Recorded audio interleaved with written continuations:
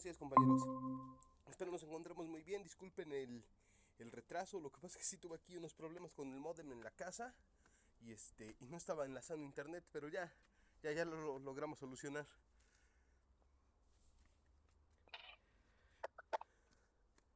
Bueno, para empezar, pues espero pues les haya parecido un buen filme lo que se quedó de tarea. Espero les haya agradado, compañeros. Por otra parte, pues como se pudieron dar cuenta, hay muchos tópicos los cuales tenemos que comentar. Tal vez algunos tuvimos algunas impresiones, sentimientos encontrados referentes a estas cuestiones. Bueno, y como siempre, de manera voluntaria, pues voy a pedir a alguien que nos quiera compartir en este primer momento sus impresiones referente al filme y bueno, obviamente la actividad que llevamos a cabo como tarea. ¿Quién quiere comenzar, compañeros?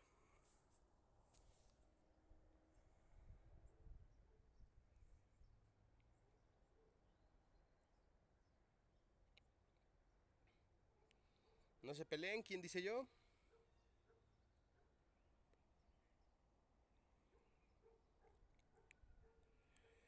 Vamos, ¿quién nos quiere compartir un poquito de lo que hicimos de tarea? A ver, vamos a ver. ¿Quién quiere comenzar?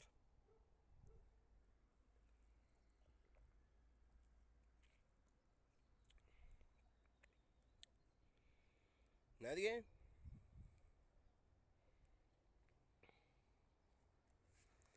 Bueno, entonces pues vamos a hacer una pequeña introducción y poco a poco pues vamos compartiendo, vamos haciendo algunos comentarios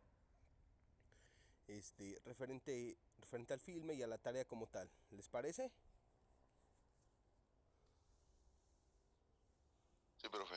Bueno, para empezar, en un inicio en la película, ¿quién era Martín Lutero? En un primer momento hablamos que Martín Lutero pues era una persona al igual que nosotros, con ciertos conflictos, virtudes, defectos y demás. Un día resulta que este señor,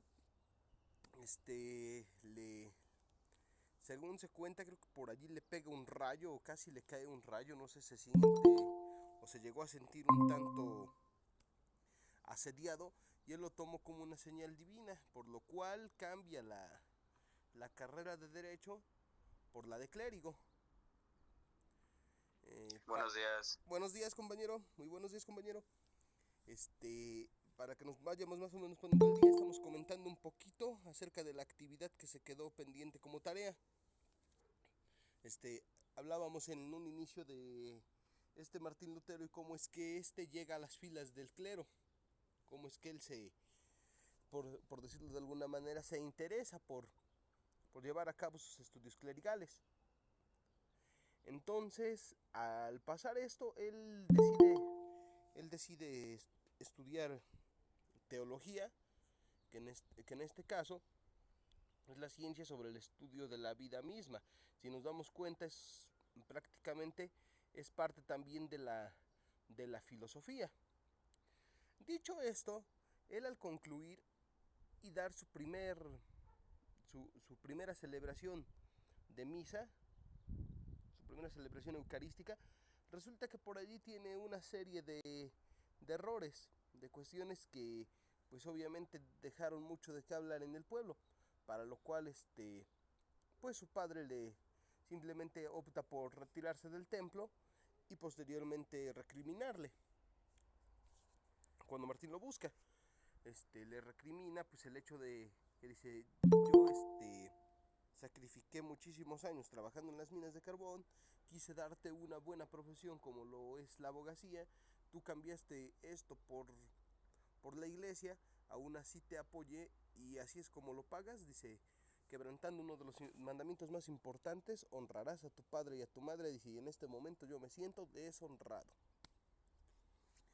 Él se cuestionaba mucho referente a toda esta cuestión en cuanto hace a lo que la doctrina que él había llevado, ¿no? Desde ahí empieza una cierta curiosidad, dice, bueno, dice, honestamente sé que no soy perfecto, no tengo otras cuestiones más allá de eso, pero entonces, ¿cómo puedo mantenerme alejado del pecado? ¿Cómo puedo mantenerme en un estado puro.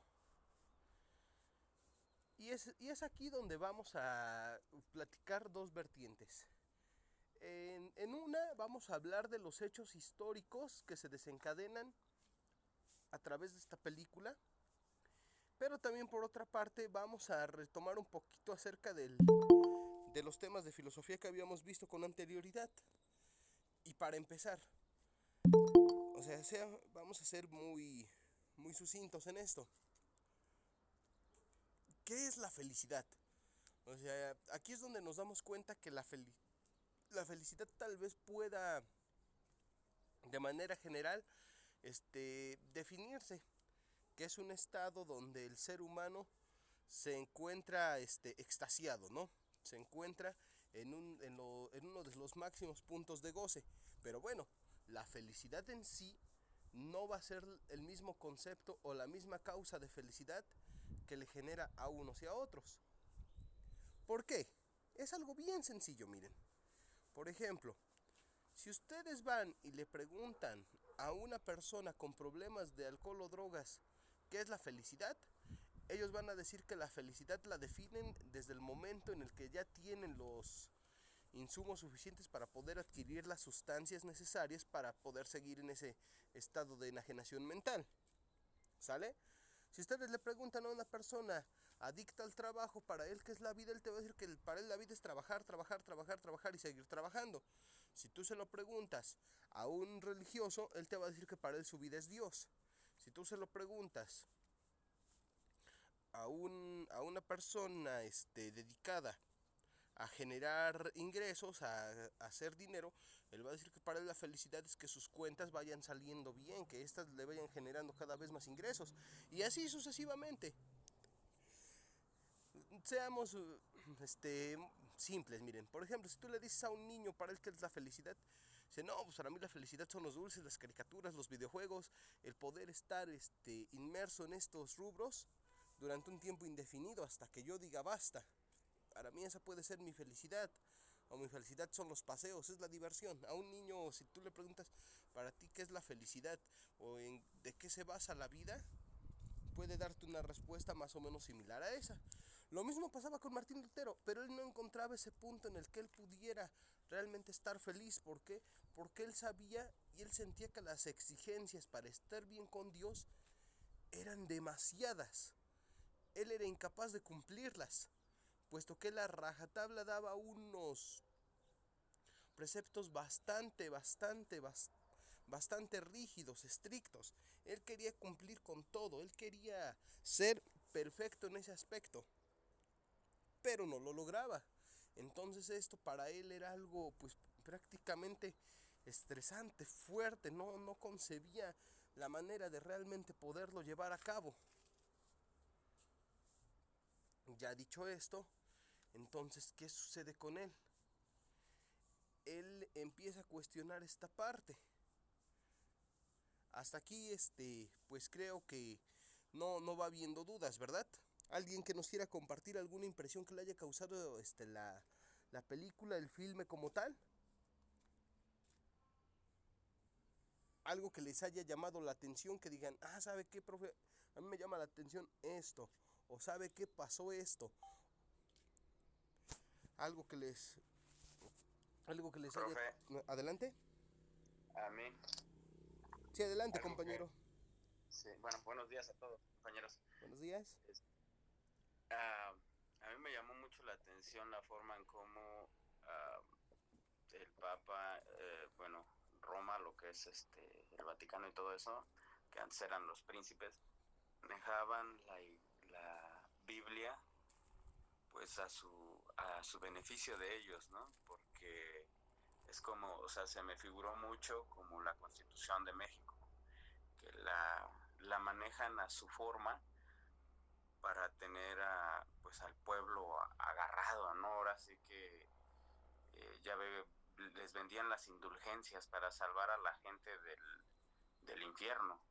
Y, o sea, es algo que me llamó mucho la atención en forma a que, como desde antes manejaban las cosas para que existiera una corrupción, había burdeles, los los curas, la gente que iba ahí, pues compraban a muchachas, a señoras para irse a hacer sus cosas, ¿no? O sea, muchas de esas, o sea, mucho de eso, cómo se ve que desde hace tiempo existía como ese tipo de, ¿cómo, qué se le puede llamar? Pues pues sí, que la gente uh, trataba de sacarle el dinero a la gente con engaños, Ok. diciéndole que se iban a salvar. Ese es mi comentario. Muchas gracias, compañero Víctor. Sí, en efecto, ya posteriormente a Martín le dan la oportunidad de viajar a Roma. Imagínense pues tan solo el contexto, ¿no? O sea, prácticamente hablamos de la Edad Media, en la cual pues era un poco difícil viajar. A veces la gente no tenía una visión más allá, que se reducía únicamente al lugar donde ellos poblaban. Entonces de repente tener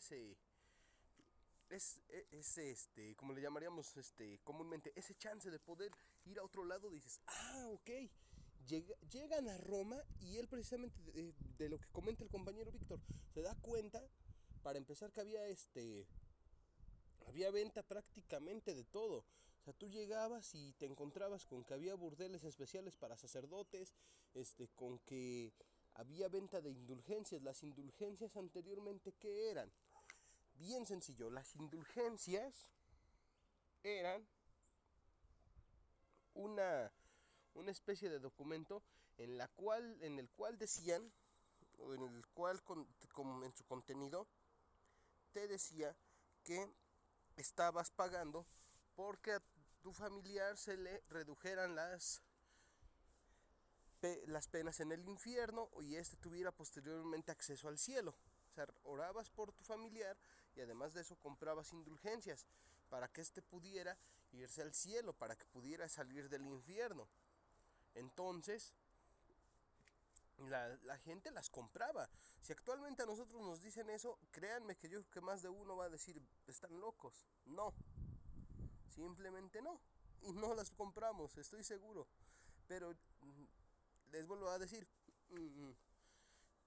por la situación, el contexto y todo lo que en ese momento se ignoraba, y un fanatismo religioso, pero muy férreo, muy férreo, muy rancio, por decirlo así, ya de años e impuesto, pues no había otra situación más que esa. El que sí, en efecto, la gente compraba, la gente hacía, y la iglesia decía, y ellos obedecían. Eso era todo.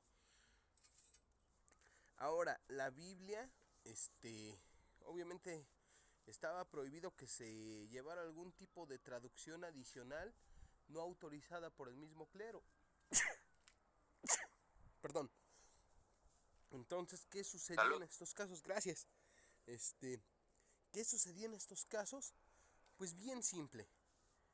Si alguien quería saber qué decía la Biblia, únicamente podrían recurrir a un sacerdote, puesto que el grueso de su población no sabían leer, no sabían escribir, y los pocos que sabían, pues no podían leerla porque no estaba traducida a ninguna lengua que los civiles conocieran. En este caso, la, la Biblia estaba únicamente traducida al latín o escrita al latín, y el latín era una lengua que solamente el clero tenía acceso para conocer. Ya después, Lutero, una de sus principales obras fue esa, empezar a traducir la Biblia al alemán, al inglés y a muchos otros idiomas. ¿Para qué? Para que la palabra de Dios tuviera alcance para todos. A él lo empiezan a acusar de blasfemo, de hereje, puesto que él decía que la Biblia misma no tenía por qué ser alterada en su contenido. Bueno, eso lo decía el clero, perfecto. Y en efecto, empiezan a checar todas estas situaciones y a él lo condenan, lo tratan de hereje, lo tratan de prácticamente de enemigo de la iglesia. ¿Por qué? Porque para empezar, ellos empiezan a leer todo esto y dicen, ok, ya empiezan a comprender un poco de la palabra. Ya no es como que iban con un sacerdote y él la traducía a su conveniencia para hacerles creer ciertas cosas o llevar a cabo ciertos actos. Ya no era así, ya no había esa manera, ya no había esa forma. Lo único que quedaba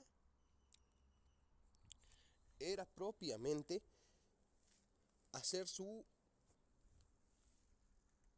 hacer su propio su propio criterio, formar un criterio propio. A ver, vamos a ver, aquí dice esto, no, pues sí, a ver, vamos a checar, aquí nos habla de esto. O sea, a lo mejor se apoyaban de alguna otra persona o de ahí surgían los debates. O sea, imagínense, el tener ya cierto conocimiento, eso genera también el transmitirlo, el decirle, bueno, ya pude leer esto, a lo mejor yo se lo voy a compartir a mi familia en la cena, voy a empezar a platicar de esto con mis hijos, y es entonces donde empieza una pequeña revolución. Para esto la iglesia quería seguir vendiendo indulgencias, quería seguir vendiendo toda clase de situaciones para generar más ingresos, pero a partir de que la gente comience a entender ciertas partes de la Biblia, por ejemplo, en una parte de la película, para quienes no la vieron, para quienes la vieron a lo mejor se acordarán, que habían creado una indulgencia supuestamente, que con esa indulgencia sus familiares iban a salir del purgatorio e iban a pasar ya de forma directa al cielo, que era un mandato especial del pontífice, del papa. Y la gente ya no lo quiere comprar. ¿Por qué? Porque ya conoce la palabra, y la palabra que dictaba que no era necesario llevar a cabo aportaciones de manera pecuniaria para que las almas de sus seres queridos se salvaran, ¿no? Y ahí es donde el negocio hasta cierto punto se les se les empieza a caer, como dice el dicho. Y por eso es que a Lutero lo empiezan a condenar como un enemigo de la iglesia. Y de allí se forma este movimiento llamado la Iglesia Protestante de Martín Lutero. Pero también lo que nos dice este filme es propiamente o sea, nos muestra el poder que la iglesia tuvo en ese momento, o que tenía, o hay fecha que sigue teniendo, la influencia que sigue teniendo sobre un cierto sector de la población. Pero si nos damos cuenta, este poder únicamente lo tiene la iglesia, sí lo tiene, pero ¿por qué? Lo tiene por, por personas que a lo mejor se fanatizan, se vuelven fanáticas.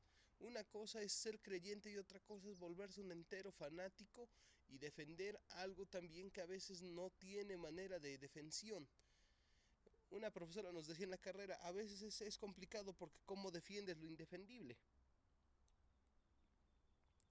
Pero a grandes rasgos eso es lo que nos muestra la, este, la iglesia como tal. Bueno, o sea, dentro de este filme.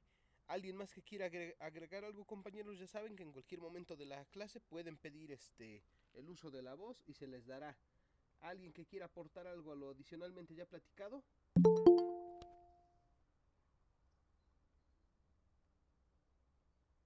No, profe, gracias. Perfecto. Bueno, pues vamos a seguir.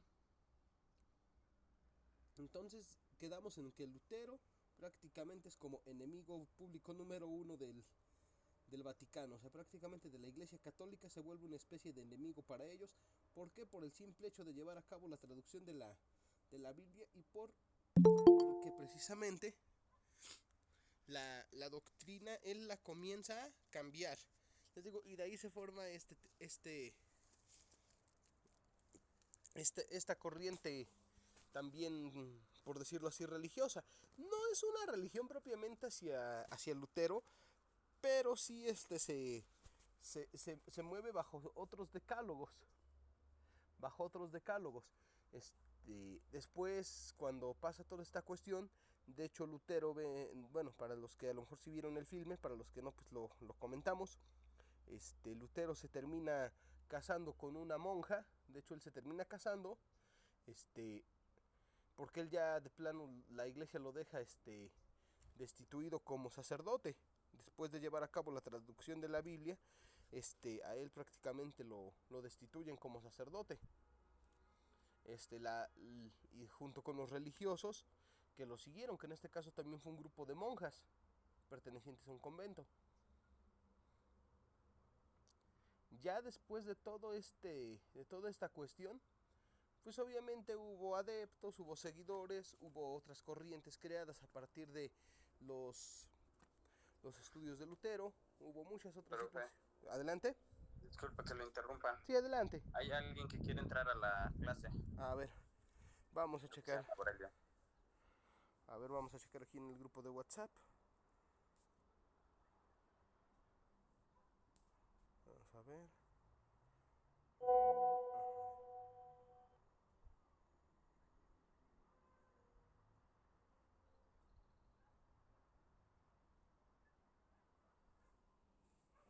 A ver, vamos a ver aquí en sala de espera.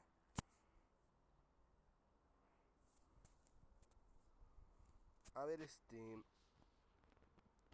voy a pedir que vuelva a entrar al link. A ver si puede entrar el compañero.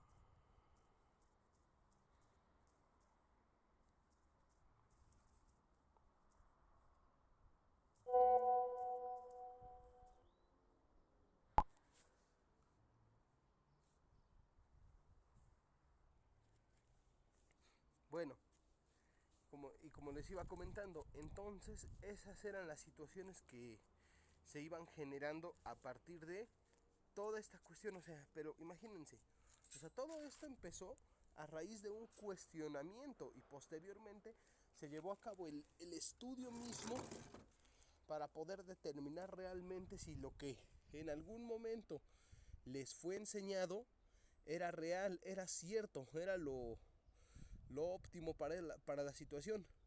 Es a lo que vamos. Entonces, ya dicho esto, podemos rescatar que no siempre lo que nos dicen tiene que estar investido de una verdad total. Entonces todo lo que llegue a nuestras manos, conocimiento, todo lo que nos digan, no debe ser tomado como una verdad absoluta, sino por el contrario, cuestionarlo, empezar a cuestionar, empezar a dudarle tantito, ¿sale? O sea, de todo lo que yo ahorita les estoy platicando, igual yo no les puedo decir, ah, no, es que yo tengo la razón. No, no es cierto.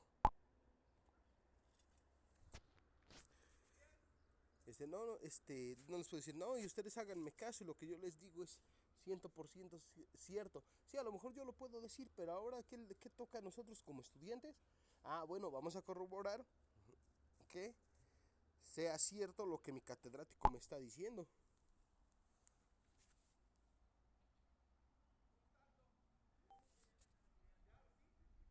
Sí, esa es la situación real que tenemos.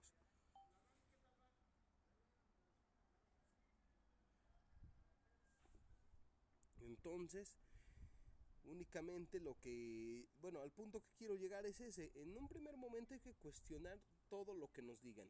Y en un segundo momento llevar a cabo también una investigación meticulosa. ¿Para qué? Pues para que simplemente no vivamos engañados. Sor Juana Inés de la Cruz decía algo muy cierto. Decía que ella estudiaba no para saber más, sino para ignorar menos. Eso precisamente nos va a ayudar a que en un primer momento pues nadie pueda a lo mejor hasta sacar provecho de nuestro propio desconocimiento de diferentes temas. Por ejemplo, si a lo mejor yo quiero construir una casa y resulta que yo no tengo conocimientos de arquitectura, eso porque pues no los tengo. No tengo conocimiento y a lo mejor yo tengo ahorradito un dinero y digo, eso lo quiero invertir para hacerme o comprar una casa. Resulta que sí, en efecto lo invierto, pero me dicen, no, híjole, es que esto te va a salir en tanto, y eso en tanto, y eso en tanto, y eso en tanto. Ok, resulta que por mi desconocimiento yo otorgo todo mi dinero, todo mi capital.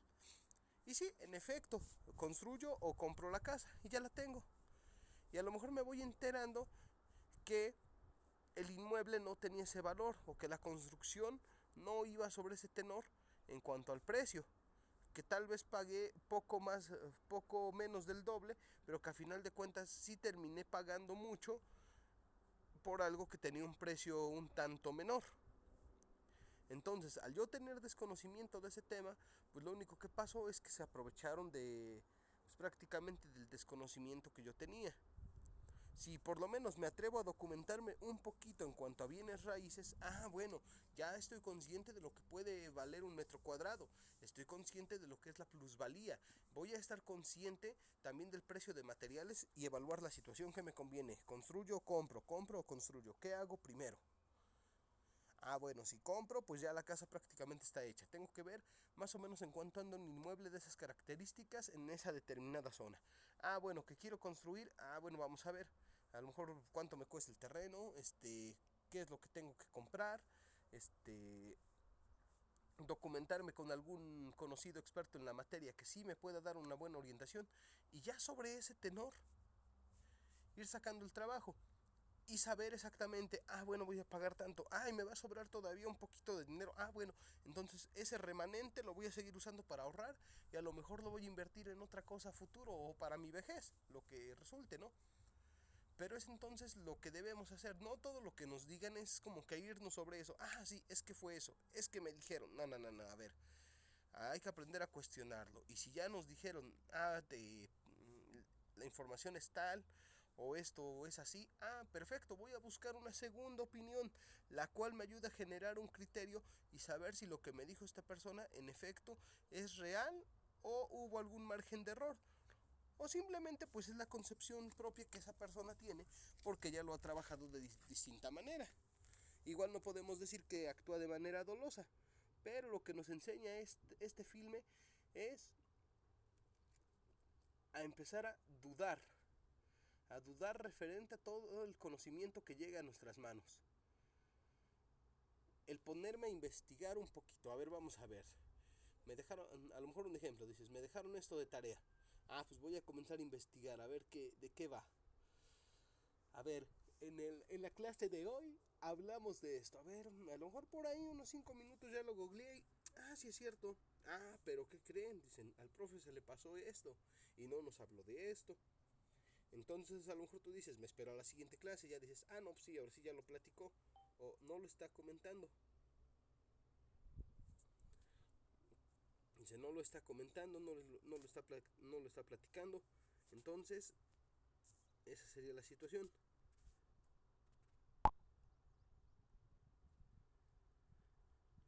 ¿Hasta aquí alguna duda, compañeros? ¿Algo que quieran comentar? No, profe, gracias. Perfecto, bueno. No, profe, gracias. Bueno, pues vamos a seguir. Entonces, ya dicho esto, compañeros, como les comentaba, vamos ahora sí a comenzar a prepararnos ya para nuestro examen. Y para esto, obviamente, a manera de ensayo, vamos a comenzar por empezar a contestar un pequeño cuestionario. ¿De qué va este cuestionario? Bueno, son preguntas de opción múltiple y les digo, les quiero mostrar el formato. ¿Para qué? Para que el día del examen no les tome por sorpresa el que ustedes lo realicen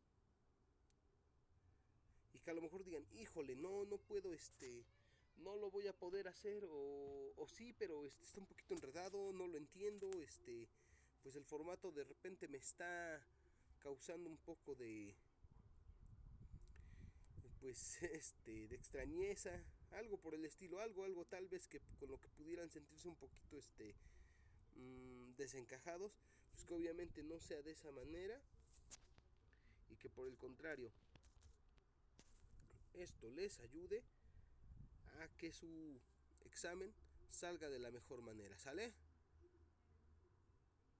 ¿Hasta aquí alguna duda?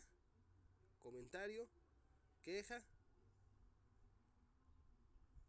¿Queja? ¿Sugerencia? ¿Ninguna? ¿Para cuándo va a ser el examen? Ya nada más que nos den bien fecha, pero lo que yo no quiero es que nos rezaguemos, o sea, que nos quede una semana nada más de clase y que de repente no tengamos manera ni de cómo, pues obviamente darles las herramientas necesarias para que pudieran, o puedan, mejor dicho, comenzar a trabajarlo. Ese es el punto al que quiero llegar.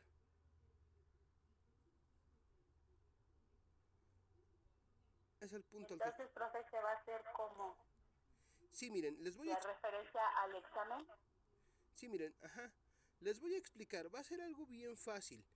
Les van a enviar un link. Me imagino que lo primero que van a hacer, porque casi siempre se ha trabajado de esa manera, es que van a formar un grupo para puro examen.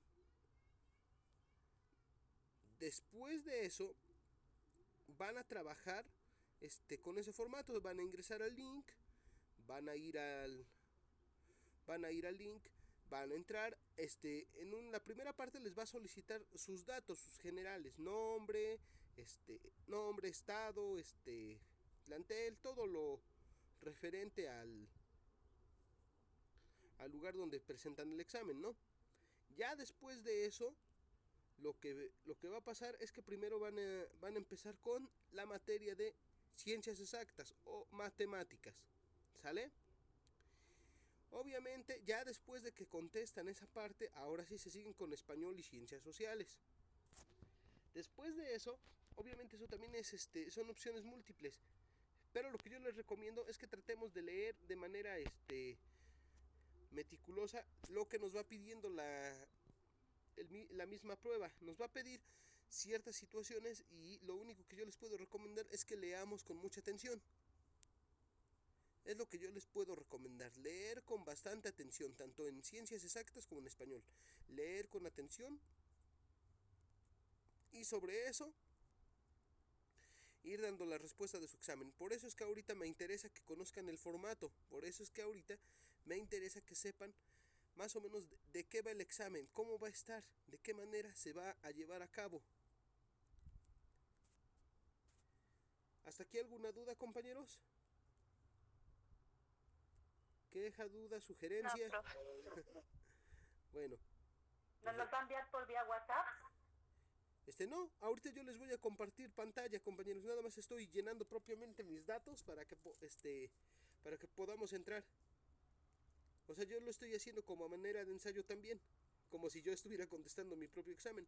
Nada más que me quiero brincar la parte de ciencias exactas. ¿Por qué? Porque ahorita lo que nos compete es checar la parte de ciencias sociales y español. Yo lo hago así porque quiero que conozcan el formato. Quiero que vean más o menos de qué va. Obviamente cada profesor lo va a hacer de manera distinta, ¿no? Con esto quiero decir que que el profe de ciencias exactas lo va a hacer igual a como yo lo estoy haciendo ahorita con ustedes, ¿sale? Pero sí, bueno, ese es el punto al que quiero llegar. Lo que quiero hacer es que no lleguemos, digamos que con el formato sin conocerlo, y que esto nos vaya a causar a lo mejor hasta una cierta dilación al momento de hacer nuestra prueba. Porque pues bueno, los conocimientos creo que ya los hemos checado, ya hemos estado sobre ese tenor y creo que no hay mayor problema. Y si hubiera dudas, es ahorita el momento en el que si se generan, se van contestando. De todas maneras, compañeros, también algo que les quiero decir, el día del examen yo voy a estar pendiente. Ustedes a mi chat personal me pueden enviar algún mensaje o algo si se atoran con algo en la prueba.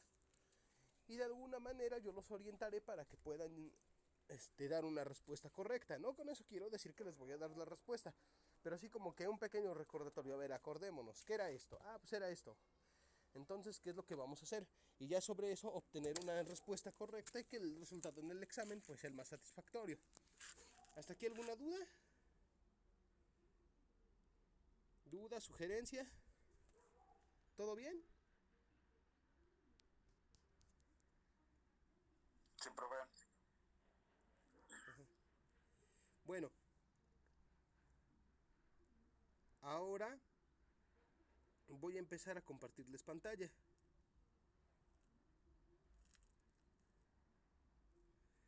Y allí va. Ya ahorita como pueden ver, creo que sí ya se ve mi pantalla, ¿verdad? Sí, profe. Perfecto, pues vamos a comenzar. Sí, sí se ve. Entonces, aquí está, miren. Este es el formato. Así les va a aparecer. Les digo, primero van a tener que llenar sus generales, pasar la prueba de ciencias exactas y posteriormente español y razonamiento verbal. Vamos a empezar. La pregunta 1, ¿qué nos dice?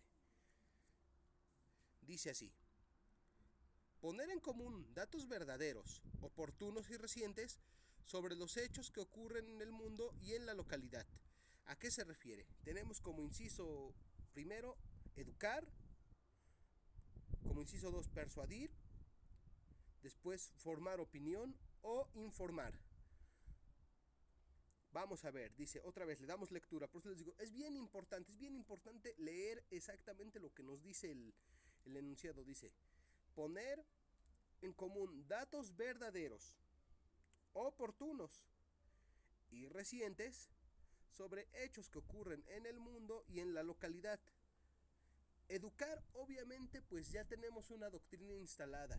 No es como que tenga que darle un dato reciente, a excepción de que haya alguna especie de reforma o situación adicional que se le haya agregado a alguna materia o arte. Entonces, vamos a descartar educar. Persuadir, lo que estoy buscando es convencer a otra persona.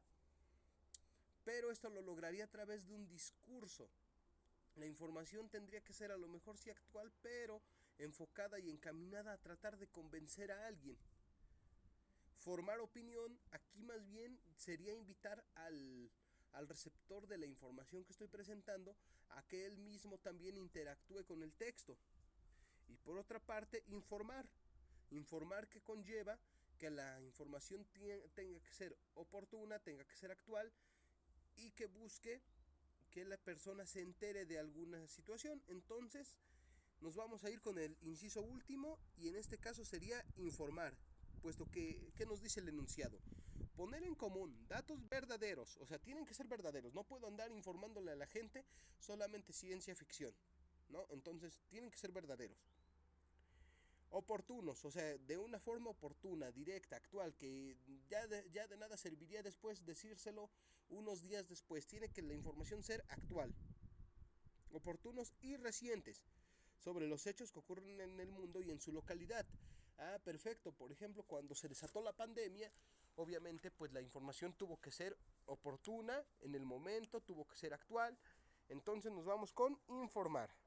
Entonces aquí, como logran ver, se queda un puntito verde cuando yo selecciono esa opción. ¿Ya la pudimos ver? Sí, profe. Bueno, Sí, se ve. ahora vamos a la segunda pregunta. Obviamente, para el día del examen sí vamos a tener que ser un poquito más rápidos, porque el tiempo que tenemos sí es considerable. Es un buen margen de tiempo, pero para que a lo mejor no nos agarren las prisas, si vemos que una pregunta es complicada, nos vamos con las más simples y después volvemos a las más largas. Dice, vamos a leer el siguiente texto, ¿sale? Dice, una lejana base espacial, plantada frente a la nebulosa Solaris, es el centro de un puñado de fenómenos inexplicables. Los que fueron y volvieron están turbados, con un pie en la locura. Lo que sabrán Kelvin, el psicólogo enviado a investigar, bueno, que psicólogo, de hecho aquí lo escribieron mal, a investigar, es que Solaris corporiza ciertos deseos íntimos. Comentario de la película Solaris, de Andrei Tarkovsky. ¿Y a qué género literario aludes que pertenece ese fragmento? A ver, y aquí nos dan opciones. Dice, onírico, mitológico, utópico. Vamos a hablar también de qué nos dice ciencia ficción. A ver, él nos habla de una nebulosa, de un lugar pues prácticamente inexistente. Entonces, de manera muy sucinta podemos decir que hace referencia a ciencia ficción. Vamos con la tercera pregunta. Aquí nos dice, género informativo de opinión que refleja la visión institucional de quien lo publica, generalmente periódico o revista. ¿Sale? Otra vez, dice, género informativo de opinión que refleja la visión institucional de quien lo publica, generalmente periódico o revista. Vamos a ver, ¿sería una noticia? No, la noticia que te busca, más como que informarte, decirte qué está pasando. Y aquí nos está diciendo que es género informativo, pero la noticia propiamente como tal, vamos a ver, podría ser. Crónica, la crónica es un poco más como narrativa, ¿sale? Editorial, no podríamos decir que es como una especie de edición. podríamos hablar de una edición como tal. Entonces, vamos a ver. Dice crónica, editorial o ninguna de las anteriores. Dice género informativo de opinión que refleja la visión institucional de quien lo publica, generalmente periódico o revista. Entonces vamos a ver, dice género informativo de opinión. Vamos a ver, podría ser ninguna de las anteriores, puesto que editorial pues no es como tal. La crónica no, la noticia falta un elemento que como tal tendría que ser meramente y puramente informativo, sin ningún análisis de opinión adicional. O sea, en este caso la noticia tendría que ser más concisa y neutral. Entonces nos iremos por la última opción, ninguna de las anteriores. Ahora bien, dice, lee la oración y completa la analogía. Recordemos, la analogía fue uno de los primeros temas que vimos durante la clase, si lo recuerdan.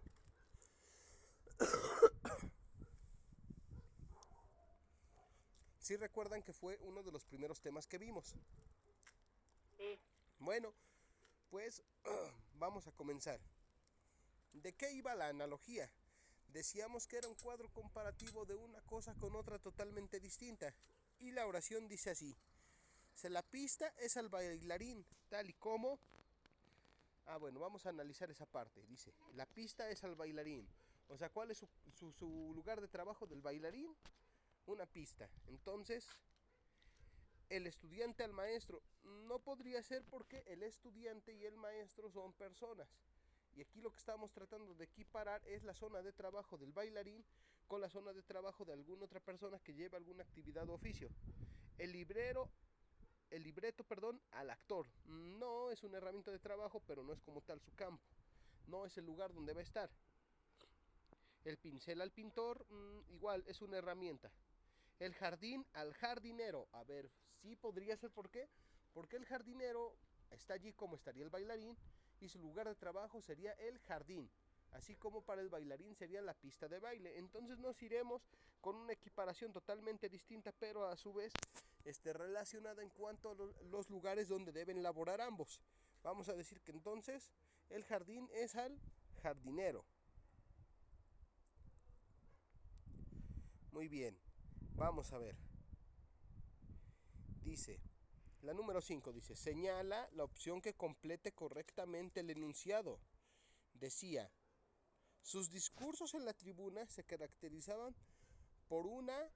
Ahora vamos a ver qué es lo que puede quedar mejor aquí. Dice, ligadura. No, la ligadura, o sea, quiere decir que lleve una palabra con otra. Podría ser, pero no. Vamos a ver. Por una juventud sin precedentes. No podría ser, no hay juventud sin precedentes. O sea, nadie es como que dice, no, es que esta persona fue la persona más joven. No, pues no, simplemente no. Por una envergadura, o sea, una fuerza. No era forzosamente esa la situación. Y por último nos dice por una elocuencia. ¿La elocuencia qué es? La elocuencia es la capacidad de tener un manejo sobre el habla, la cual te permite ser coherente y crear convicción en cuanto a tus espectadores. Entonces vamos a hablar y vamos a completar la oración. Dice, sus discursos en la tribuna se caracterizaban por una elocuencia sin precedentes. Esa sí podría ser. Entonces nos vamos con la opción D. ¿Hasta aquí alguna duda, compañeros? No, profe. No, profe. Perfecto. ¿Todavía sí logran ver la pantalla de manera correcta? Sí. Perfecto. Sí, profe. Bueno, vámonos con la siguiente pregunta. Dice, selecciona la opción que contiene el antónimo de la palabra que aparece en mayúsculas.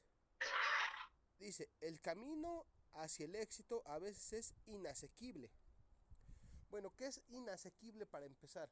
El inasequible como sinónimo sería como decir difícil, inaccesible, casi imposible. O sea, que es algo muy complicado. El camino hacia el éxito es algo muy complicado, es algo muy pesado, es algo muy difícil. Así lo podríamos interpretar. Ahora bien, el antónimo, ¿qué es? Lo contrario de la palabra. Entonces, si inasequible quiere decir difícil, complicado, complejo, etcétera, etcétera, vamos a decir que entonces el antónimo de inasequible podría ser, a ver, vamos a ver, dice despejado, accesible, difícil, engañoso. Vamos a decir que entonces el camino hacia el éxito es accesible, o sea, accesible es sinónimo de fácil. Es porque es su antónimo. Entonces el antónimo de inasequible sería accesible. ¿Sale? ¿Hasta aquí alguna duda? No, profe. Perfecto. Bueno, entonces, a ver, ¿quién me podría dar, poner un ejemplo de un antónimo? A ver, entonces vamos a ver, nada más para que quede clara esa parte. El antónimo de alto, ¿qué sería? El antónimo del atributo de alguien alto, ¿qué sería? Bajo. Bajo, perfecto. Entonces, el antónimo de negro sería... Blanco. Blanco. Ajá, perfecto. Y por último, el antónimo de delgado sería entonces Gordo. gordo, robusto, perfecto. Bueno, esta parte creo que quedó completamente entendible. Vamos a ver, nos vamos con la siguiente. Se completa la oración. La abuela perdió su uso. Aquí nos da varias opciones, su uso, y está desesperada, pues no puede acabar de hilar. Aquí, si nos damos cuenta, hay palabras que se escriben prácticamente de manera diferente, pero que suenan igual. Si nosotros ponemos uso sin H, estamos hablando del verbo usar. Si ponemos usó sin H, estamos hablando del verbo usar, pero en un tiempo pasado. Si nosotros ponemos uso con H, estamos hablando de un pequeño artefacto que se usa en la hilandera para poder llevar a cabo la fabricación de hilo. Y si ponemos uso, así con un acento al final, solamente estamos poniendo una palabra que posiblemente no exista. Entonces vamos a leer la oración otra vez y dice: la abuela perdió su uso y está desesperada, pues no puede acabar de hilar. Entonces ella se refiere a un pequeño artefacto que sirve para hilar. Entonces nos vamos con la opción B. Y así tendría ya más coherencia la oración. La abuela perdió su uso y está desesperada, pues no puede acabar de hilar. ¿Hasta aquí vamos bien? Sí, profe. Aquí tenemos otro ejemplo de analogía. Dice: luxación es a tobillo tal y como... Entonces estamos hablando de que una luxación, ¿qué es? Es una lesión. Entonces vamos a decir que dice sangre es a vena. No, porque la sangre es un líquido que corre por las venas, no se habla de una lesión. Cabeza es a dolor. Cabeza es una parte del cuerpo y el dolor sí sería un malestar, pero no propiamente una lesión. Hueso, esa fractura, aquí lo tiene al revés. Tendría que ir primero a la lesión y luego se hablaría de la parte lesionada. Y aquí dice caries es a muela. Bueno, aquí luxación. La caries vendría siendo como la luxación y el tobillo vendría siendo como la parte afectada. Aquí en este caso sería la muela. Entonces nos iríamos con el inciso D. Perfecto. Ahora vamos a leer este pequeño texto. Yo le daré lectura y de allí vamos a poner atención para poder ir pudiendo contestar las siguientes preguntas que nos salgan, ¿sale? Vamos siguiendo la lectura. Y esta dice así. Dice: ¿revisas tu smartphone más de cada 5 minutos? ¿Has tenido vibraciones fantasmas? ¿Te llevas tu celular a la mesa e incluso hasta el baño? Si es así, seguramente perteneces a millones de personas que padecen nomofobia. El término surgió como abreviatura de No Mobile Phone Phobia durante un estudio realizado por la empresa inglesa de investigación demoscópica YouGap para señalar la ansiedad y angustia que produce el estar sin celular. Si bien la denominación fobia podría ser incorrecta, un estudio conducido por el psicólogo Richard Balding de la Universidad de Worcester, en Reino Unido, reveló que efectivamente el uso constante de estos aparatos aumenta los niveles de estrés, lo que a su vez incrementa los comportamientos compulsivos como el buscar incesantemente nuevas alertas, mensajes, actualizaciones. Durante el experimento se les aplicó un cuestionario y una prueba psicométrica de estrés a 100 participantes, entre estos estudiantes universitarios, empleados de diversas categorías y ocupaciones. Se confirmó la existencia de un círculo vicioso. Si bien las personas adquirían el smartphone para manejar su carga de trabajo, una vez que el aparato extendía virtualmente su vida social, la angustia y el estrés se disparan. La inhabilidad de apagar el celular, el tenerlo siempre a la mano, el asegurarse que nunca se acabe la batería y el miedo a perder la señal son algunos síntomas de quienes sufren altos niveles de estrés. En México existen más de 190 millones de smartphones. El 72% de los usuarios no salen de casa sin su celular, según un informe realizado por Google, la consulta Ipsos iMobile Marketing Association. Bueno, ahora viene la pregunta. ¿Cuál es el tema central del texto? Dice, la preocupante proliferación de smartphones en México. No. La nomofobia o estrés ocasionado por el celular. Podría ser. El estrés asociado al uso compulsivo de la tecnología digital o la sensación de vibraciones fantasmas en el smartphone. Entonces vamos a hablar sobre el estrés ocasionado al uso compulsivo de la tecnología digital. La nomofobia o estrés ocasionado por el uso del celular. Estaríamos entre el estrés ocasionado en el uso compulsivo de la tecnología digital o la nomofobia o estrés ocasionado por el uso del celular. ¿Ustedes cuál opinan, compañeros? ¿Cuál podría ser nuestro enunciado principal? Yo digo que el inciso B, ¿no, maestro? La B. Podríamos irnos sobre la B, puesto que cualquiera de las dos podría estar relacionado. Porque habla la segunda, la C, la tercera que sería la C, ¿qué dice? Dice, el estrés asociado al uso compulsivo de tecnología digital. Pero este texto no nos habla de toda la tecnología digital, o sea, porque no toda la tecnología digital únicamente son smartphones.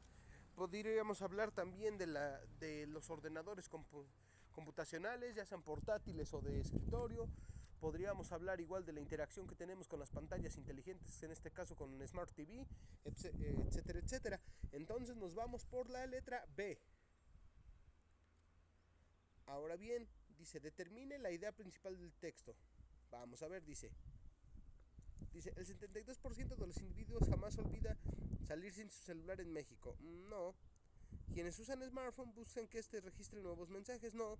El nombre de nomofobia surgió abreviado de la frase no mobile phone phobia. No. Los jóvenes son incapaces de dejar inactivos sus teléfonos celulares. Podría ser esta. Es más general y acá solamente se centró en el inciso B. Yo veo que solamente se centra en el tema de las notificaciones. Entonces nos vamos a ir con el inciso D. Ahora iremos a la siguiente pregunta. Dice, la palabra inhabilidad connota, o sea, ¿qué es lo que nos da? No hagamos caso del último inciso que dice opción 5. Allí creo que fue un error que mandaron en cuanto a la guía. Dice, la inhabilidad, ¿qué denota? Sería defecto, pues no tanto así. que alguien sea inhábil, desmesura, o sea que no le importe, pues no es tanto que no le importe, pero simplemente no es algo que pueda hacer. Destreza, no, porque pues serían casi antónimos. Torpeza, a lo mejor podríamos irnos por allí. A ver, destreza, no. Desmesura, no. Defecto, no. La palabra inhabilidad, ¿qué podría denotar? Desmesura, destreza, ¿qué connota? Nos podríamos ir a lo mejor a torpeza. A lo mejor es inhábil, no lo puede hacer. Hay cosas para las que tal vez sí es muy bueno, pero hay otras que para las cuales no. Y simplemente pues tiene inhabilidad en eso. ¿Seguimos? Dice, el respeto que siente el hombre por el conocimiento es una de las características más peculiares.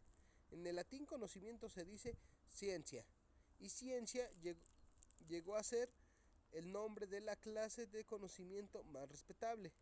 Se distingue al conocimiento de la superstición, la ideología o la pseudociencia. La Iglesia Católica excomulgó a los copérnicos. El Partido Comunista persiguió a los mendelianos por no entender que sus doctrinas eran pseudocientíficas. La demarcación entre la ciencia y la pseudociencia no es un mero problema de filosofía de salón. Tiene una importancia social y política vital. Muchos filósofos han intentado solucionar el problema de la demarcación en los términos siguientes. Un enunciado constituye conocimiento si cree en él con suficiente convicción un número suficiente elevado de personas. Pero la historia del pensamiento muestra que muchas personas han sido convencidos, creyentes de nociones absurdas. Si el vigor de la creencia fuera un distintivo de conocimiento, tendríamos que considerar como parte de ese conocimiento a muchas historias sobre demonios, ángeles, diablos, cielos e infiernos. Por otra parte, los científicos son muy escépticos, incluso con respecto a sus mejores teorías. La de Newton es la teoría más poderosa de que la ciencia ha producido nunca. Pero el mismo Newton nunca creyó que los cuerpos se atrajeran entre sí a distancias. Por tanto, ningún grado de convencimiento con relación a ciertas creencias las convierte en conocimiento realmente. Lo que caracteriza a la conducta científica es un cierto escepticismo, incluso con relación a nuestras teorías más estimadas. La profesión de fe ciega es una teoría, no es una virtud intelectual, sino un crimen intelectual. De este modo, un enunciado puede ser pseudocientífico, aunque sea eminentemente plausible y aunque todo el mundo lo crea. Puede ser científicamente valioso, aunque sea increíble y nadie crea en él. Una teoría puede tener un valor científico, incluso eminente, aunque nadie lo comprenda, y aún menos crea en ella. El valor cognoscitivo de una teoría tiene que ver con su influencia psicológica sobre las mentes humanas. Creencias, convicciones, comprensión son estados de la mente humana, pero el valor científico y objetivo de una teoría es independiente de la mente humana, que la crea o la comprenda. Su valor científico depende solamente del apoyo objetivo que prestan los hechos a esa conjetura. Ahora bien, dice, el tema central del autor expone es el sustento moral que determina la aparición de una teoría científica, el valor cognoscitivo de una teoría que ostenta al margen de su creador, la distinción entre el conocimiento científico y pseudocientífico, la comprensión cabal que hace una teoría un saber aceptado o los motivos que determinaron la persecución de los mendelianos. A ver, ¿cuál creen ustedes que sea el tema central de lo que se acabó de leer, compañeros? Vamos a ver, dice otra vez. Inciso A, el sustento moral que determina la aparición de una teoría científica. Sustento moral. No como tal. El valor cognoscitivo de una teoría que ostenta al margen de su creador. también pues no podríamos decir que era eso. Bueno, acá pusieron el distinción, pero sería la distinción, sería la distinción entre el conocimiento científico y el pseudocientífico, la comprensión cabal que hace que una teoría, un saber aceptado, o los motivos que determinaron la persecución de los mendelianos. ¿Ustedes cuál creen que es el tema principal de lo que acabamos de leer?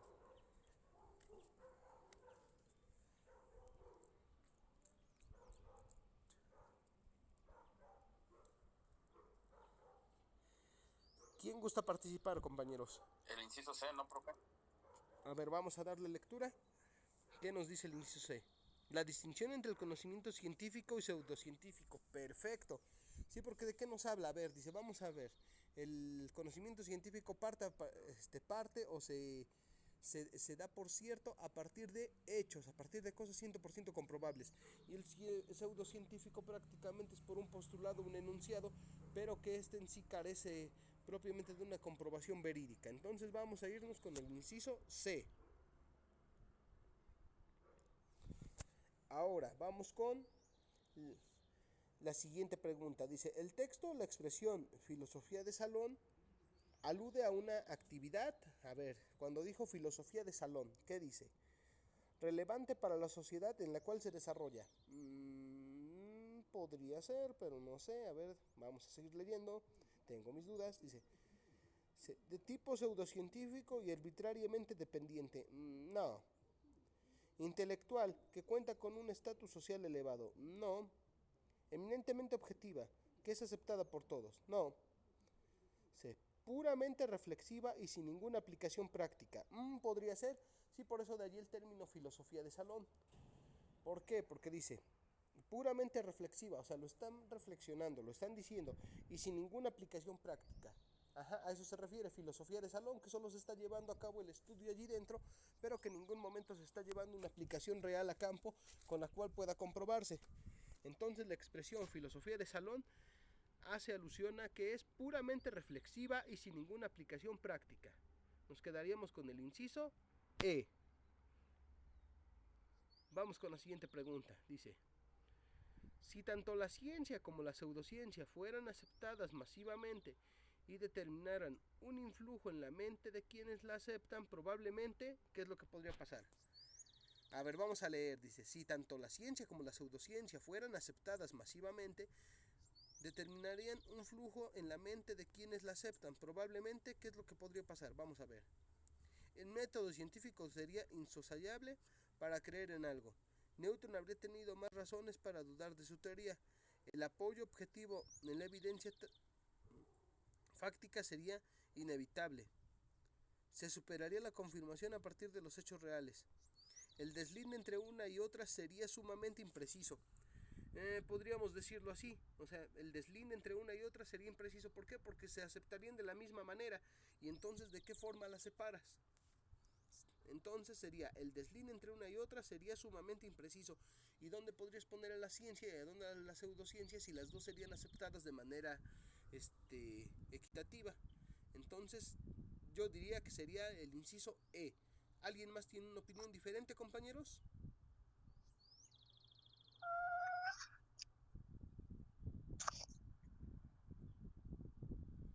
Bueno, si vamos bien hasta este punto, seguimos, compañeros. Vamos a ver.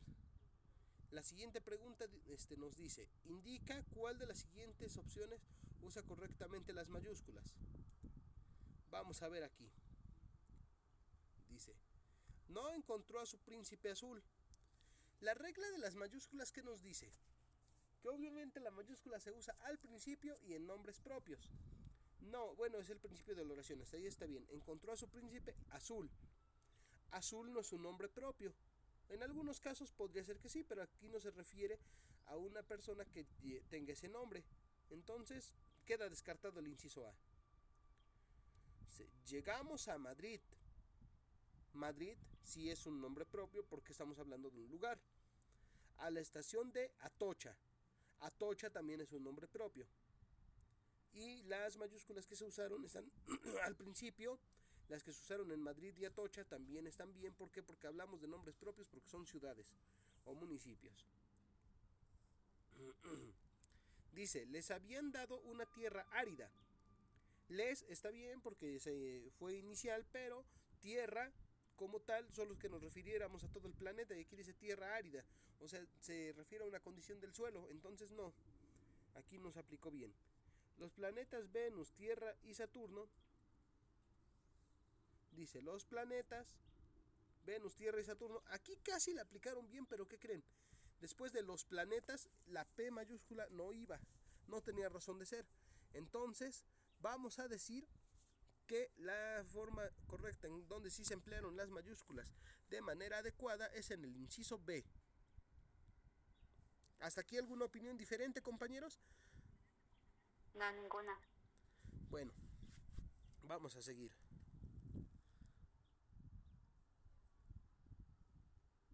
Acá dice, cuando hay mucho.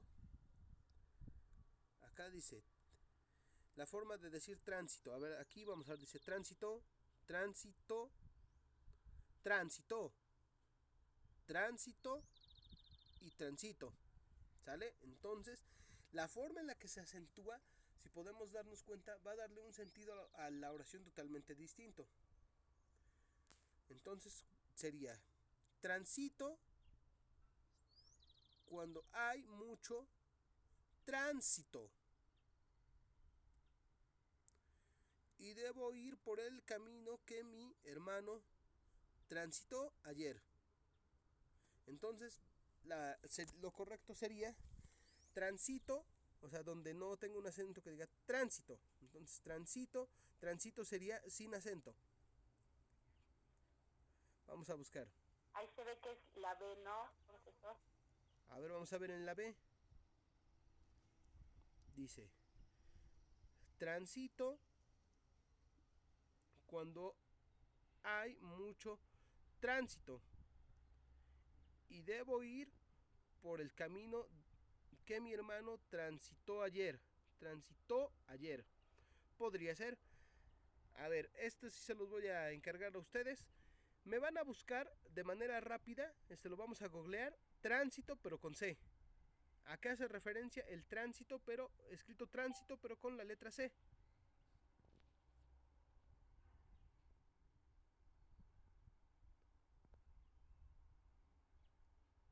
¿Alguien me podría hacer ese pequeño favor?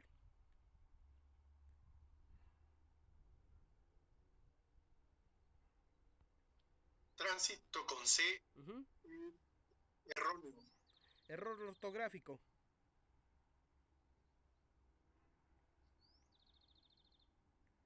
¿Es correcto? ¿O hace Sí, referencia? efectivamente. Sí, profe. Entonces no podríamos tomar el inciso B porque hay un error ortográfico. No existe como tal alguna acción o que haga referencia a alguna cuestión o palabra, ¿verdad? Claro, entonces sería el inciso D. Vamos a ver. Tránsito. A ver, dice tránsito. Cuando hay mucho tránsito. Y debo ir por el camino que mi hermano transitó ayer. Entonces nos quedaríamos efectivamente con el inciso D, que es el más adecuado. Entonces ponemos inciso D. ¿Hasta aquí alguna duda, compañeros? todo está bien. ¿Todo bien? Perfecto. Sí, profe. Vamos a seguir. Aquí dice, ¿quién inventó la televisión a color? ¿Quién inventó la televisión a color? Y tenemos las siguientes opciones. Nos hablan de Alexander Graham Bell, John Logie Baird, Charles Francis Jenkins y Guillermo González Camarena. Si bien todos los González. Perfecto, bueno, esta creo que ya la teníamos por acá. Creo que la mayoría nos la sabíamos. Guillermo González Camarena. Fíjense que hace tiempo otro alumno me decía, no, es que vamos a hablar de Alexander Graham. Digo, sí, pero yo te estoy hablando de la invención de la televisión a color, no del televisor así como tal, a blanco y negro. O sea, sí, en efecto, Guillermo González Camarena no inventó el televisor, pero sí inventó el televisor a color. Bueno, prosigamos. Esta estuvo muy fácil. Elige la opción que contenga una palabra esdrújula. A ver, vamos a ver. Una palabra esdrújula dice, dice mártir, pública, esplendor y tácticamente. Vamos a ver, las palabras esdrújulas normalmente van acentuadas, pero estas en ocasiones suelen no llevar tilde, sino que estas están acentuadas dentro de su pronunciación. Entonces, si nos damos cuenta, las demás sí tienen acento y esplendor no tiene, pero sí se acentúa al momento de hablar. Decimos esplendor, esplendor. Entonces, nos iríamos con el inciso C. Vamos a ver.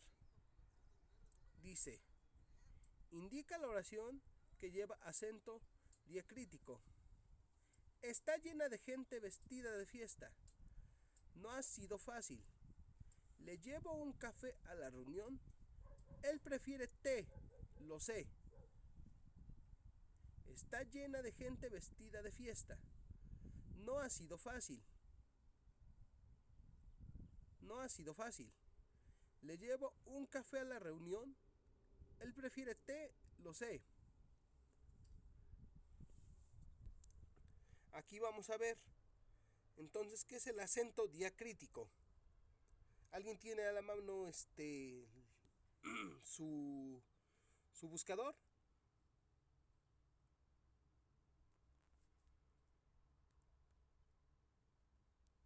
A ver, vamos a ver qué nos dice el acento diacrítico. ¿A qué hace referencia? ¿Quién me puede decir?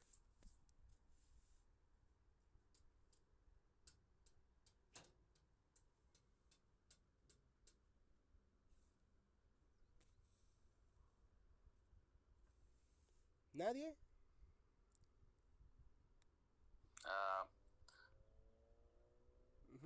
¿Qué tienen por allí? No hay problema, lo podemos buscar.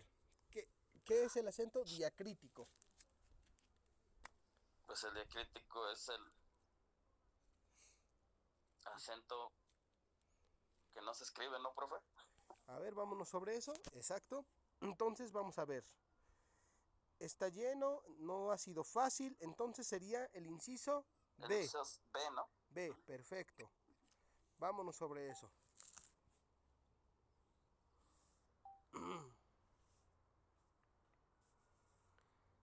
Dice, ¿cuál de las siguientes oraciones usa adecuadamente la coma?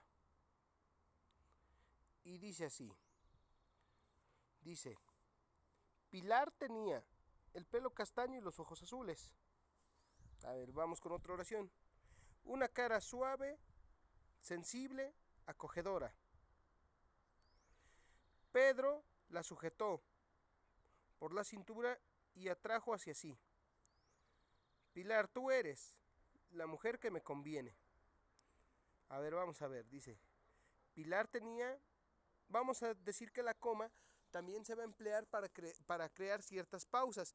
Y estas a su vez también se van a usar las comas cuando tengamos que poner una especie de listados, características o atributos. En este caso, vamos a ver, dice, Pedro la sujetó por la cintura y la atrajo hacia sí. A ver, una cara suave, sensible, acogedora. Dice, Pilar tenía el pelo castaño y los ojos azules. Yo sería partidario de que diéramos como opción la opción B. Chequemos, miren, aquí hay un listado de atributos y hubo un uso de comas adecuado. Dice, una cara suave, sensible, acogedora. ¿Alguien que opina algo diferente, compañeros? No, profe, también opino que es la B. Perfecto. Vamos Sí, con a ver. Uh-huh. Bueno, estamos entonces sobre ese tenor. Vamos a seguir con la siguiente pregunta. ¿A qué género literario pertenece el texto? Dice, Feliciano me adora y le aborrezco. Lizardo me aborrece y yo le adoro. Por quien me apetece, ingrato lloro, y al que me llora tierno no apetezco. ¿A quién más me desdora el alma ofrezco? 5. A quien me ofrece víctimas, desdoro. Desprecio al que enriquece mi decoro y al que le hace desprecios enriquezco. Sería informativo, prosopopeya, simil o metáfora.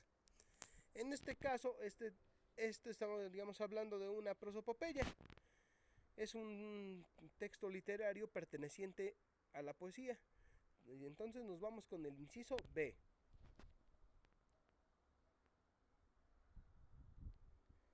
Ahora vamos con el subgénero. Dice prosa libre, soneto o elegía. Vamos a hablar sobre un soneto. Ahora vamos aquí, dice, lee la oración y completa la analogía. Sumar es a multiplicar tal y como nadar a navegar, reír a pelear, susurrar a gritar, dormir a despertar. Entonces esta va en aumento, la suma y posteriormente la multiplicación. Vamos a decir que susurrar a gritar. Puesto que reír y pelear pues son ya acciones totalmente distintas. Nadar a navegar, si bien podemos hablar de que el nadar implica una acción física y posteriormente el navegar solamente ir sobre un barco. Y se supone que esta hace una alusión más bien a subir el tono de la intensidad referente a la actividad que se realiza. Vamos con el 24. Y se lee la oración y completa la analogía. Acá era el quirófano, pero creo que aquí también se equivocaron. Dice, el quirófano es operación, bueno, de hecho se tendría que leer operación, pero acá le pusieron operación. Hubo unos errorcitos por acá que yo creo que se los voy a hacer notar. El quirófano es operación tal y como cancha a corredor, enfermo a yeso, doctor enfermo o morgue a necropsia. Entonces la morgue a la necropsia podría ser, porque el doctor al enfermo hablamos de dos individuos. Enfermo a yeso hablamos de un individuo con un objeto. Cancha a corredor podría tener alguna relación, pero la actividad como tal. Entonces vamos a hablar de que estamos hablando de individuo, espacio de trabajo. Ahora aquí dice quirófano, operación. Entonces, ¿qué actividad se lleva sobre la morgue? Las necropsias. Entonces vamos a irnos con el inciso D. Recordemos que en estos casos la analogía debe ser equiparable, o sea, sobre la actividad que nos están indicando. En un momento puede ser confuso y decir que cancha corredor, pero tendría que decir entonces cancha a juego o cancha a carrera o cancha a contienda deportiva, algo por el estilo que está indicando algo que se va a llevar a cabo allí o que se lleva a cabo normalmente. ¿Hasta aquí alguna duda, compañeros? No, profe. Bueno, dice, escoja la frase que esté correctamente escrita. Dice, aún te quiero más que ayer. Aún te quiero más que ayer. Aún te quiero más que ayer. Aún te quiero más que ayer. Para mí la mejor escrita sería lo que vendría siendo como el inciso B. Aquí ya no le pusieron letras como tal, pero digamos que sería esta. Aún te quiero más que ayer. Y aquí solamente lo dice de corrido. Aún te quiero más que ayer. Aún te quiero más que ayer. Aún te quiero más que ayer. Y acá si nos damos cuenta, el aún te quiero más que ayer le faltó un acento en la... Aquí le faltó un acento en la letra A. Aquí aún te quiero más que ayer no tiene comas. Aún te quiero lleva comas donde debe llevarlas. Y aparte la acentuación es la correcta. Y aún te quiero más que ayer. Entonces nos iríamos con el inciso B. Vámonos sobre esto. Dice, escoja la frase que esté correctamente escrita. Se publicó un libro aclamado por el público por el público. Igual al que publicó ahora. A ver, dice, se publicó. Acá se más referencia a público de personas. Un libro aclamado por el público. Igual que publicó ahora.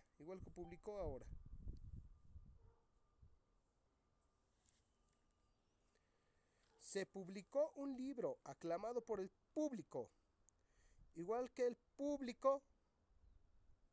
al que publicó ahora. El más acertado podría ser el inciso D. ¿Están de acuerdo, compañeros? ¿Alguna observación? Tal vez algo que a mí se me esté pasando. No, sí, sí, profe. Está bien el D. Perfecto. Sí, profe, el D. Entonces, vamos a ver. Dice, escoja la frase que esté correctamente escrita. Dice, el ejército se ejercitó en el ejército. Dice, el ejército se ejercitó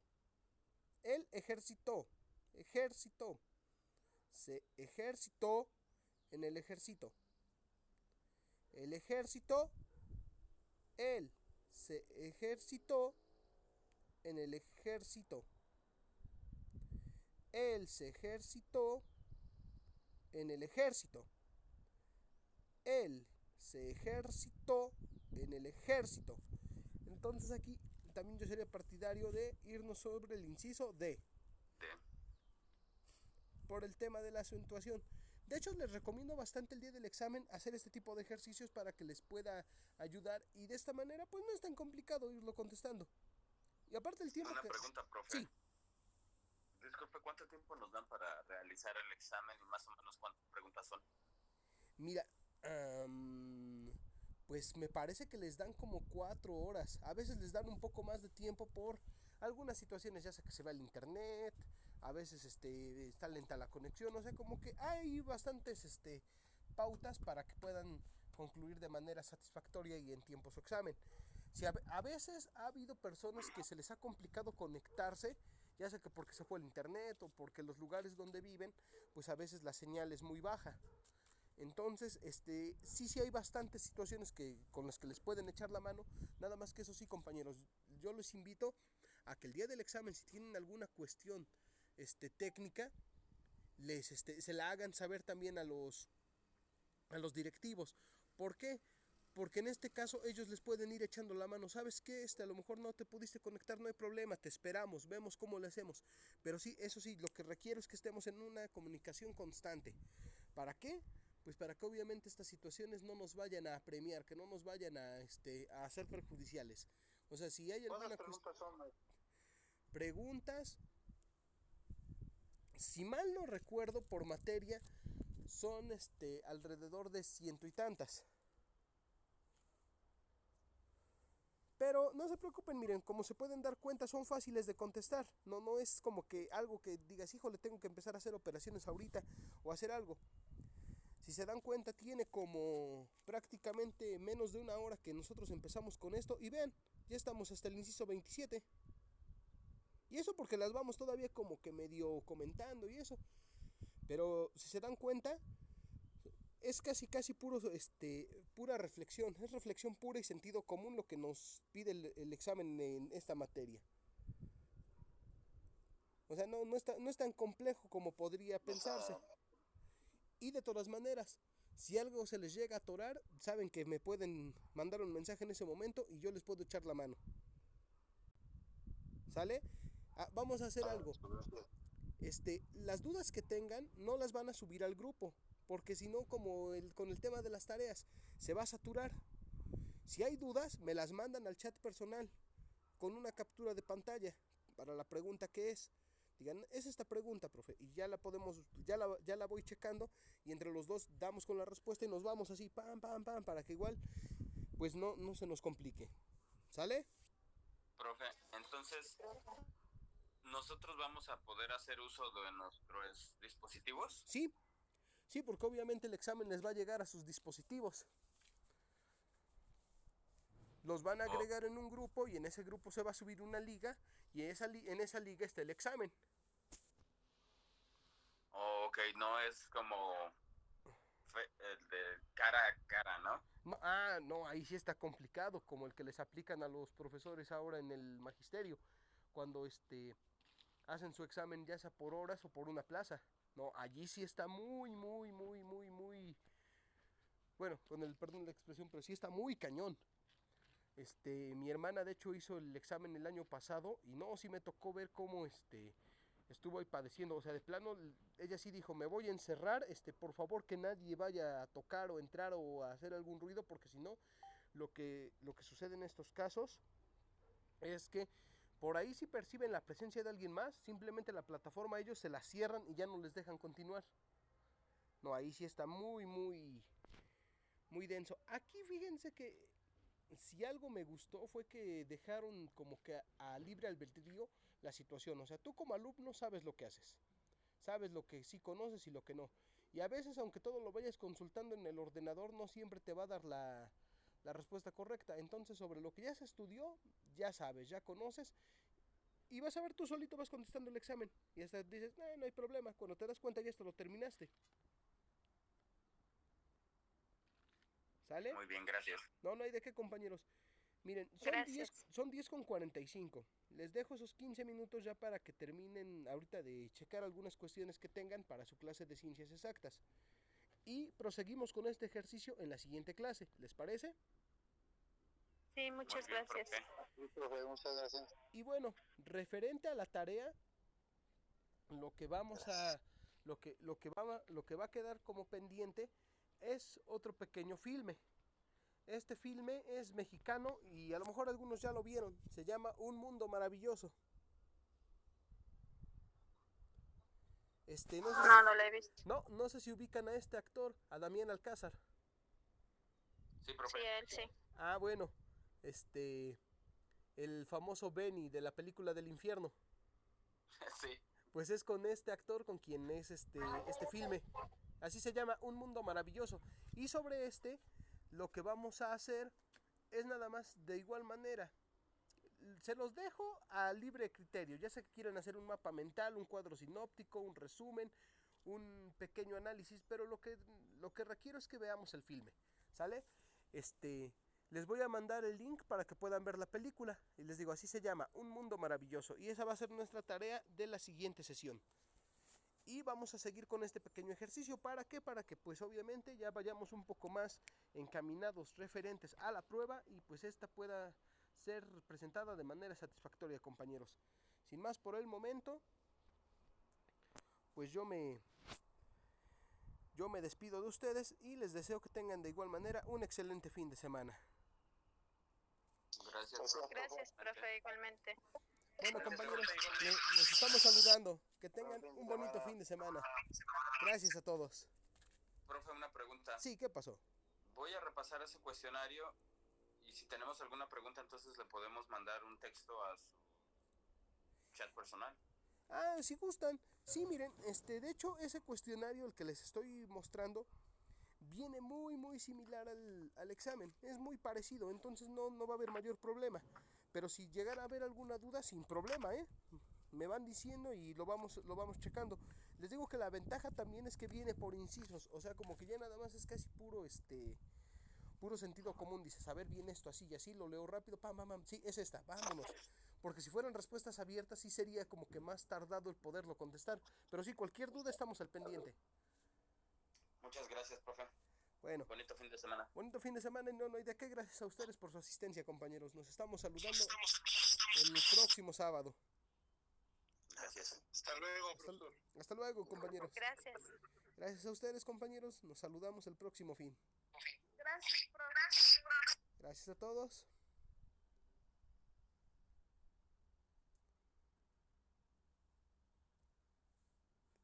Como que mete mucha interferencia.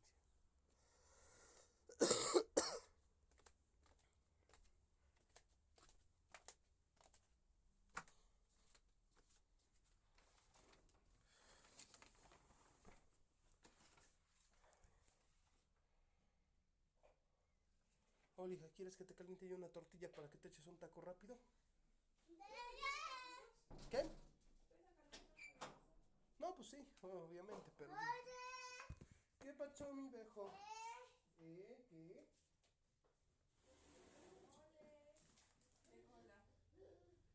Ajá.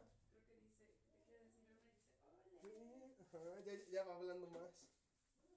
¿Te acuerdas del niño ese que vimos ayer? ¿Quién sabe qué tanto le rezó al otro señor? Vamos a calentar las tortillas. Aquí está. Ahorita las bajo. Creo que siento que viene mi moco. Está bien, tapas así te sale. Había solecito.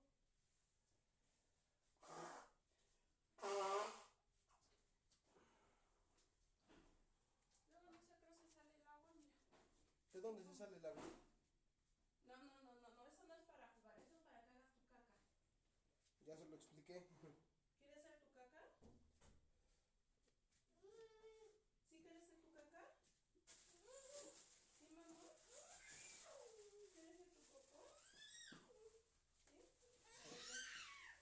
Ven, haz tu popó, ven. Corre, ve con tu mamá. Como me dieron curado de mango. La pobre viejita brinca como un chango.